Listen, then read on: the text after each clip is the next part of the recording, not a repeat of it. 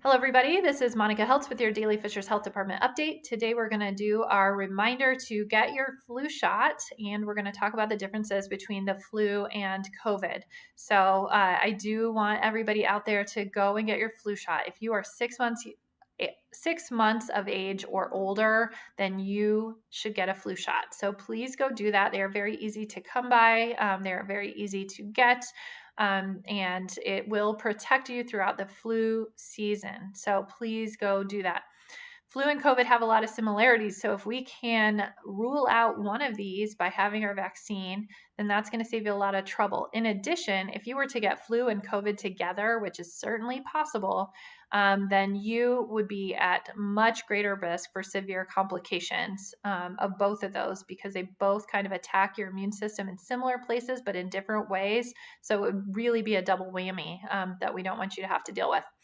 The good news is that the mitigation measures that we use for COVID will also help mitigate flu risk. So that's the Smash COVID, and it also works for smashing flu. Social distancing, masking, avoiding crowds, staying home if you're sick, and hand washing are all good measures to protect yourself from both COVID and flu. Flu also has that availability of a vaccine. There's no reason not to get it.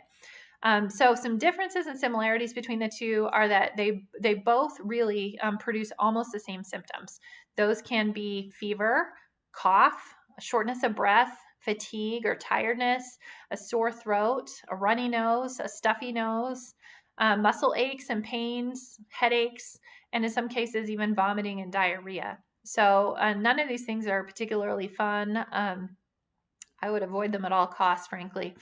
The one difference in symptoms is that COVID oftentimes has a loss of taste or smell attached to those symptoms as well. It's a very common symptom reported for those with COVID. I'm not trying to ask you to diagnose yourself. I'm trying to help you understand that these are very, very similar.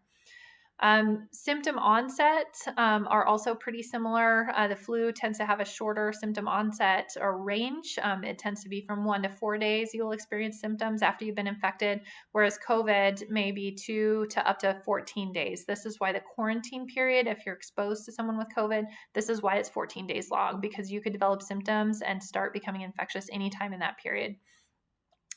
They're both flu and COVID are spread through infectious droplets in the air, which are typically coughed or sneezed out of the infectious person, and then they kind of suspend in the air or land on a surface, and then they're picked up.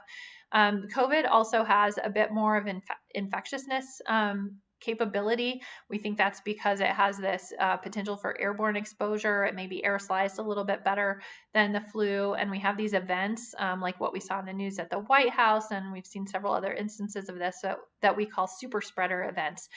This is something that is kind of weird that we've seen with COVID that we don't typically see with the flu, and it makes it all the more dangerous for us.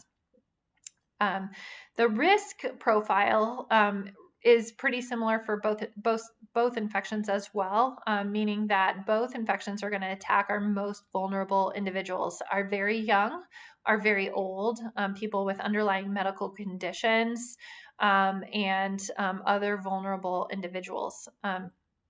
For our young, healthy kids, the flu does pose a greater risk from what we know at this time. But for the rest of us, they both are equally risky. Both infections produce complications, oftentimes, which can include pneumonia, respiratory failure, acute respiratory distress syndrome, sepsis, which is a blood infection, heart attacks, strokes, organ failure, inflammation, secondary infections. None of these are particularly fun. COVID also has this weird ability to produce blood clots and this multi-system inflammatory syndrome that can attack both children and adults as well. So all of these things are things that we want to avoid. Again, our tools in our toolbox to decrease our risk for these are to get your flu vaccine and then use your SMASH technique for smashing flu and COVID. Social distance, mask up, avoid crowds, stay home if you're sick, and wash those hands. Thanks for listening, everybody. Take care. Be safe.